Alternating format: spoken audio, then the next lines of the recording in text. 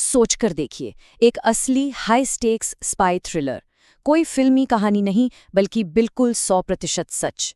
आज के इस खास विश्लेषण में हम बात करने वाले हैं भारत के legendary intelligence officer Ajit Doval की और उनके द्वारा दुश्मन की जमीन पर किए गए उस खुफिया काम की जिसने भारत की राष्ट्रीय सुरक्षा की पूरी तस्वीर ही बदल कर रख दी।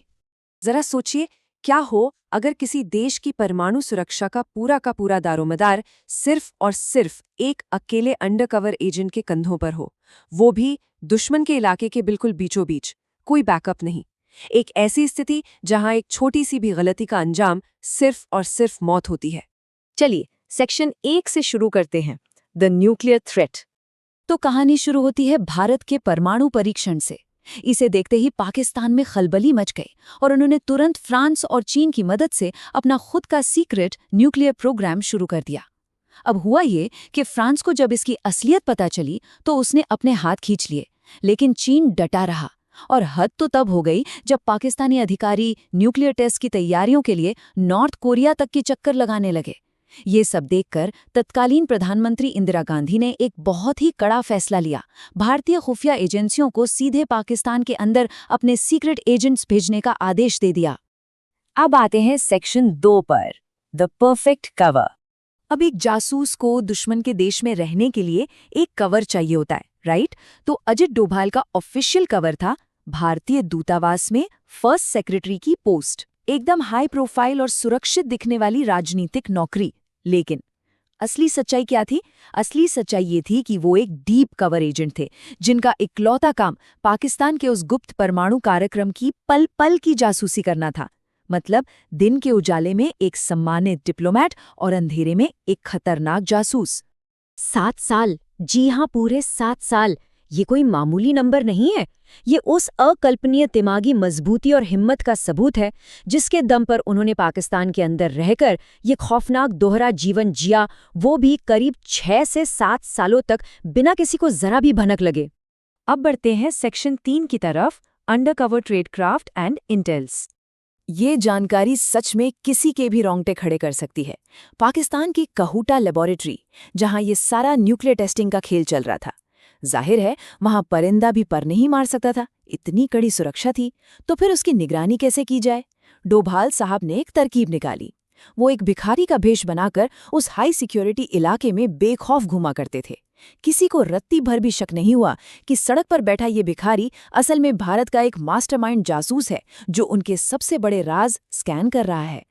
और उनका तरीका देखिए कितना क्लिनिकल था। स्टेप 1, उन लोकल नाई की दुकानों को खोजना जहां कहूटा के परमाणु वैज्ञानिक बाल कटवाने आते थे।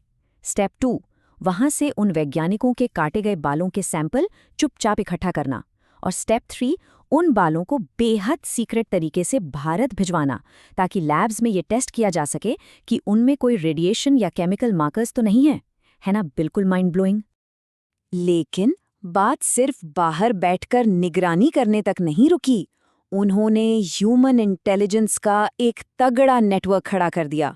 उन्होंने उस न्यूक्लियर टेस्ट लैब के अंदर काम करने वाले अहम लोगों को पहचाना और पैसों के दम पर लैब के बिल्कुल अंदर ही अपना एक खबरी यानी एक मोल प्लांट कर दिया, एकदम दुश्मन के गढ़ के अंदर। आगे है section 4, danger and narrow escapes. अब ये सब सुनने में शायद आसान लगे, लेकिन ये हर पल मौत से खेलने जैसा था। इस्लामाबाद की मशहूर औलिया मज़ार की घटना ही ले लीजिए। वहां एक बार एक लोकल आदमी ने उन्हें बीच में रोक लिया और सीधे उनके छेदे हुए कानों पर सवाल दाग दिया। उस वक्त पाकिस्तान में मर्दों का कान छिदवाना एक बहुत बड़ी सांस्कृतिक विसंगति थी। सोचिए, बस एक छोटी सी शारीरिक पहचान और उनका पूरा कवर दांव पर लग गया था। तुम्हारी नकली दाढ़ी गिरने वाली है। इमेजिन कीजिए ये लाइन। लाहौर में एक कव्वाली चल रही थी और अचानक एक अनजान शख्स ने आकर उनसे ये बात कही। उस एक पल के लिए तो यकीनन उनके होश ही उड़ गए होंगे। ये वो खौफनाक, दिल दहला देने वाले पल थे जहां एक बहुत ही मामूली सी चूक का सीधा मतलब था मिशन फेल और दर्दनाक मौत। अब आते हैं हमारे आखिरी हिस्से पर, सेक्शन 5, द पंजाब कनेक्शन। यहाँ एक और बेहद दिलचस्प पहलू है। दुश्मन के देश में बैठे होने के बावजूद उनका दिमाग भारत की अपनी आंतरिक सुरक्षा पर भी पूरी तरह से फोकस था। वो पाकिस्तान में रहकर लगातार पंजाब में चल रहे उग्रवादी आंदोलनों की खुफिया जानकारी जुटा रहे थे और उसे लगातार भारत में ग्राउंड पर काम कर रही एजेंसियों को भेज रहे थे। एक साथ दो मोर्चों पर लड़ाई। और अब देखिए कि ये सारी कड़ियां कैसे एक साथ जुड़ती हैं। फेज 1, वो पाकिस्तान में रहते हुए पंजाब की जानकारी जुटाते हैं।